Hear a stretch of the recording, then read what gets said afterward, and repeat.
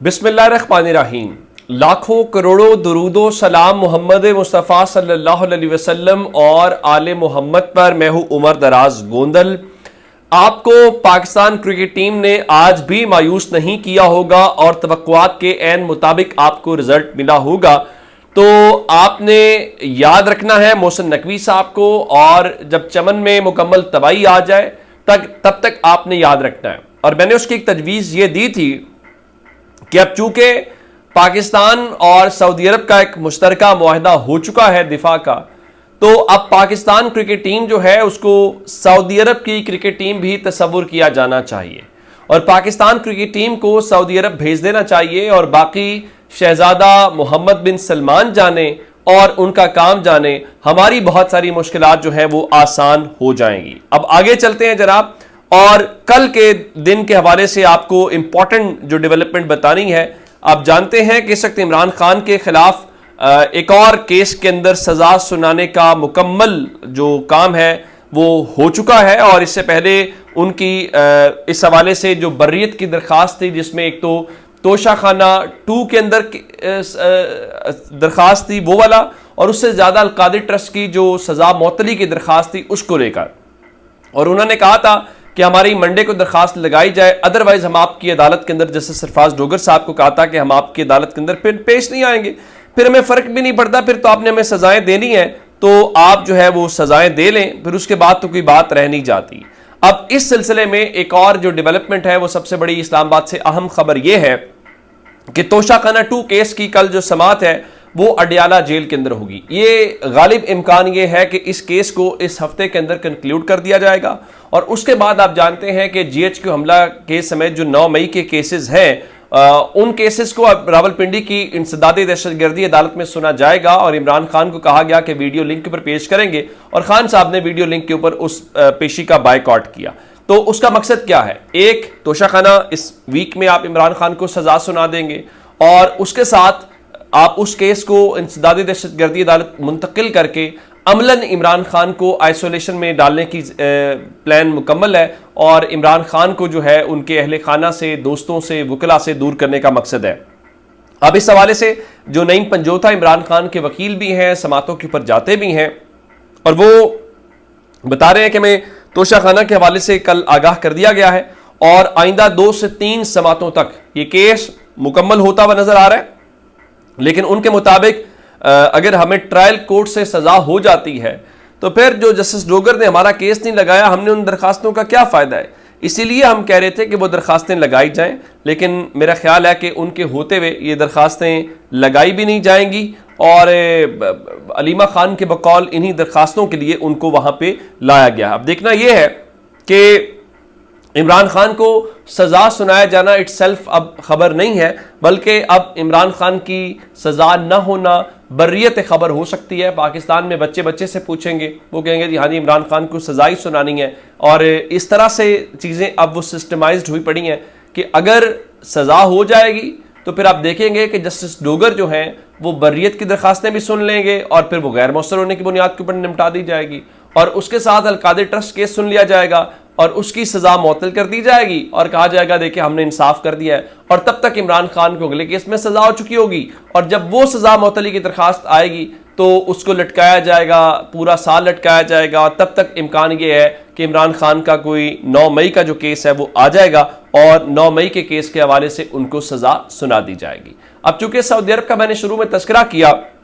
तो अब उस हवाले से एक चीज और है। देखें, मैंने आपको कहा कि पाकिस्तान और सऊदी अरब का मुआहदा एक बड़ा मुआहदा है, हम उसके ऊपर खुश भी थे, सवाल भी बहुत सारे जो बनते थे मेरिट के ऊपर वो उठाए थे, और इसलिए कि वो कोई नून लीग का मुआहदा नहीं है, कोई शहबाज शरीफ का मुआहदा नहीं है। एक तो वो पाकिस्तान का मुआहदा है, एक बात, और दूसरी बात यह है कि पाकिस्तान के अंदर सिक्योरिटी को लेके, फॉरेन पॉलिसी को लेके हमारी सिविल हुकूमतें और हमारे वजीर आजम का कितना कोई इख्तियार होता है। हमें ग्राउंड रियलिटीज को मान लेना चाहिए, जो बात रियलिटी में है वही माननी चाहिए, करनी चाहिए, बजाय इसके कि हम हवा में कहें। अब कोई अगर ये पूछे कि ये मुआहदा शहबाज शरीफ ने किया है या शहबाज शरीफ का कितना किरदार है या शहबाज शरीफ को कितना नॉलेज होगा, तो ये हम सबको अंदाज़ा है। पाकिस्तान में फॉरेन पॉलिसी सिविल गवर्नमेंट नहीं बनाती। पाकिस्तान में डिफेंस या सिक्योरिटी से रेलिवेंट चीज़ें डिफेंस मिनिस्टर या सिविल गवर्नमेंट नहीं करती। ये आज के दिन तक की हकीकत है, चाहे वो किसी की भी हुकूमत हो। अच्छा, इस चीज़ को लेकर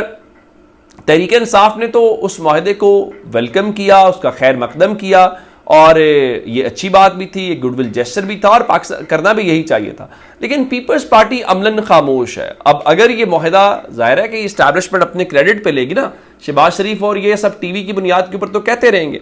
अब पाकिस्तान पीपल्स पार्टी के हवाले से हमने ये देखा कि बिलावल जरदारी भी खामोश थे, आसिफ जरदारी भी खामोश थे, तो हम भी सवाल उठा रहे थे कि पीपल्स पार्टी अमलन हुकूमत के अंदर है